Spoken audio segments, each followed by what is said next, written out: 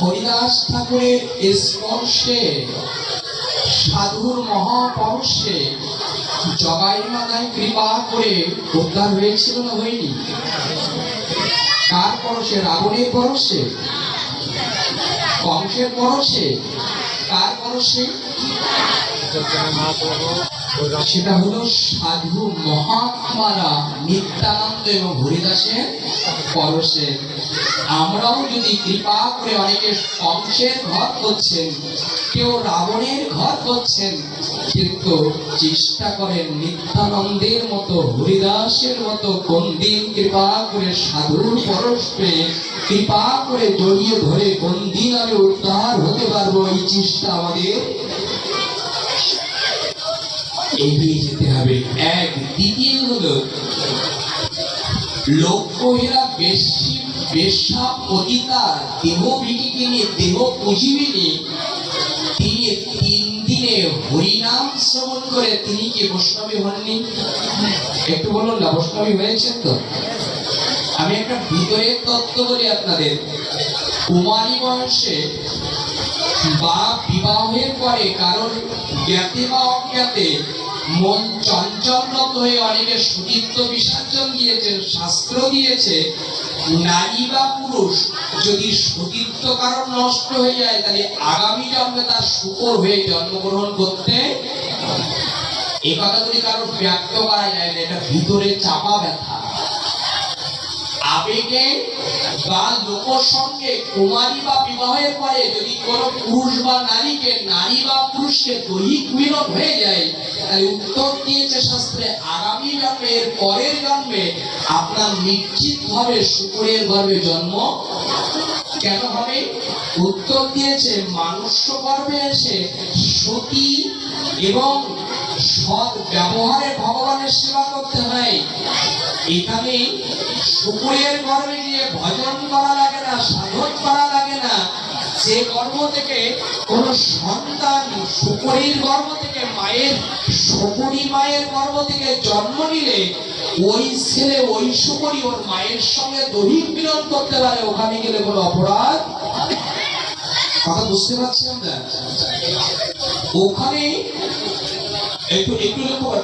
বাবা স্থির, বাবা একটু স্থির। উত্তর কি দিয়েছে? যে মায়ের গর্ভ থেকে শুকরের জন্ম হয়, ওই শুকর যখন বড় হয় ওই মায়ের সঙ্গে দৈহিক মিলন করে, ওখানে গেলে কোনো বিচার। কথা বুঝতে পারছি? ওখানে গেলে কোনো বিচার হয় না। গোবিন্দ জানালেন আমি শরীর দিয়েছি, বিবেক দিয়েছি, ভজন দিয়েছি। এই শরীর দ্বারা যারা ভজন করে না, সেবা করে না, এবং তারা সতীত্বটাও যদি হারিয়ে বসে, তাহলে আগামী এর পরের জন্ম ওই শুকরের গর্ভে জন্ম কি হবে? এ থেকে মুক্তি কোথায়? দেখেন কঠিন তত্ত্ব দিয়েছে। এ থেকে মুক্তি কোথায়? এ থেকে রিহাই কোথায়? এই জীবন তত্ত্ব দান করেছে। সেটা হলো লক্ষ্যহীরা 12 ভনিতা ছিল। অনেক পুরুষের মন সংযোজন করত, হরণ করত। তিনি কৃপা করে হরিদাসের মন পর্যন্ত হরণ করতে গেলেন। তিনি 3 রজনী 3 দিবস কৃপা করে হরিনাম শুনে সর্বোপরি বলেছিলেন একদিন রূপ থাকবে না, একদিন অর্থ থাকবে না, সেদিন তো আমার গৌর ছাড়া, সেদিন নাম ছাড়া আর কেউ আপন,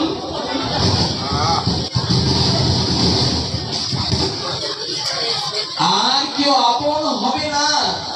তখন কৃপা করে লক্ষ্যহীরা 3 দিনে কৃপা করে যাকে হরণ করতে গিয়েছিল তাকে তো হরণ করতে পারবে না, তার নামে তার নিজের মন হরণ হয়ে দ্বিতীয় রজনীতে কৃপা করে প্রভাতে লক্ষ্যহীরা বেশ্যা গিয়ে স্বয়ং চৈতন্য মহাপ্রভু দাস দাস হরিদাসের চরণ জড়িয়ে ধরে বলেছিলেন প্রভু আর কখনো এই অপরাধ করবো না, তোমার এই চরণ তলে ঠাঁই দাও যাতে কৃপা করে আমি মুক্তি পেতে পারি।